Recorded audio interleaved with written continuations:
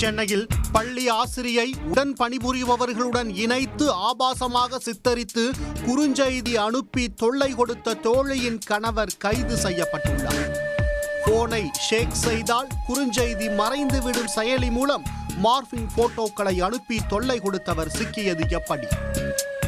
சென்னை முகப்பேறு பகுதியைச் சேர்ந்த ஒருவர் ஐடி நிறுவனத்தில் பணிபுரிந்து வருகிறார்.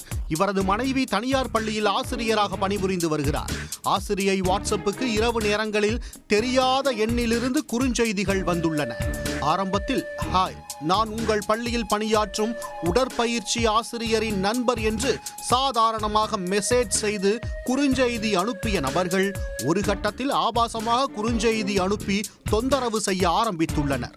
அத்துடன் பாதிக்கப்பட்ட பெண் பணிபுரியும் பள்ளியில் இருக்கும் ஆசிரியரோடு இணைத்து ஆபாச படங்களை அனுப்பி மன ரீதியில் அந்த பெண்ணை துன்புறுத்தியுள்ளனர். இதுகுறித்து கடந்த பிப்ரவரி மாதமே பெண்ணின் கணவர் அண்ணாநகர் சைபர் கிரைம் காவல் நிலையத்தில் புகார் அளித்துள்ளார். தொடர்ந்து மனைவிக்கு தொந்தரவுகள் அதிகரித்த காரணத்தினால் இந்த விவகாரம் தொடர்பாக சென்னை அண்ணாநகர் சைபர் கிரைம் போலீசார் வழக்கு பதிவு செய்து விசாரணை மேற்கொண்டனர். பெண்ணுக்கு ஆபாச குறுஞ்செய்தி அனுப்பிய நபர்களை தொடர்பு கொண்டு பேசிய போது ஷேக் அண்ட் சாட் என்ற செயலி மூலம் இந்த பெண்ணின் தொடர்பு கிடைத்ததாகவும், இந்த பெண்ணை பற்றி ஆபாசமாக சித்தரிக்கப்பட்டு குறுஞ்செய்திகள் அந்த செயலியில் வந்ததாகவும் தெரிவித்துள்ளனர். இந்த செயலியில் குறுஞ்செய்தி வந்தவுடன் செல்போனை ஷேக் செய்தால் உடனடியாக அந்த குறுஞ்செய்தி மறைந்துவிடும். அந்த அடிப்படையில் பெண்ணின் செல்போன் எண்ணுக்கு மட்டுமல்லாது பெண்ணின் கணவர் மற்றும் பெண்ணின் மாமனார் உள்ளிட்டோருக்கு குறுஞ்செய்திகள் வந்ததாக பாதிக்கப்பட்ட பெண் தரப்பில் குற்றம் சாட்டியுள்ளனர். இதையடுத்து பெண்ணின் போட்டோவை ஆபாசமாக சித்தரித்து அனுப்பிய நபரை கண்டுபிடிப்பதற்காக சைபர் கிரைம் போலீசார் பாதிக்கப்பட்ட பெண்ணின் செல்போன் நம்பரை மாற்றி சந்தேகப்படும் நபர்களுக்கு மட்டும் புதிய எண்ணை கொடுக்க செய்துள்ளனர்.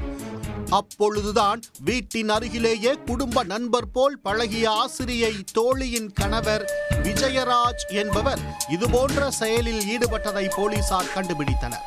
அவரை கைது செய்து போலீசார் விசாரித்த போது விஜயராஜின் மனைவி பாதிக்கப்பட்ட பெண்ணின் பள்ளியிலேயே செவிலியராக பணிபுரிந்து வந்தது தெரிய வந்துள்ளது.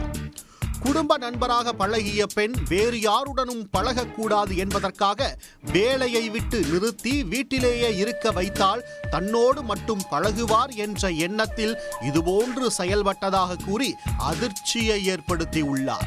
பள்ளியில் உள்ளவர்களுடன் இணைத்து அவதூறு பரப்புவதன் மூலம் வீட்டில் உள்ளவர்கள் பாதிக்கப்பட்ட பெண்ணை வேலைக்கு அனுப்பாமல் நிறுத்திவிடுவார்கள் என எண்ணியதாக போலீசாரிடம் கூறியுள்ளார்.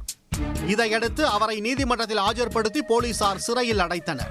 மனைவியின் தோழியை ஆபாசமாக சித்தரித்து குறுஞ்செய்தி அனுப்பிய கணவர் தொந்தரவு செய்த சம்பவம் சென்னையில் பரபரப்பை ஏற்படுத்தியுள்ளது. உடனுக்குடன் செய்திகளை தெரிந்து கொள்ள சன் நியூஸ் பெல் ஐகானை கிளிக் பண்ணுங்க.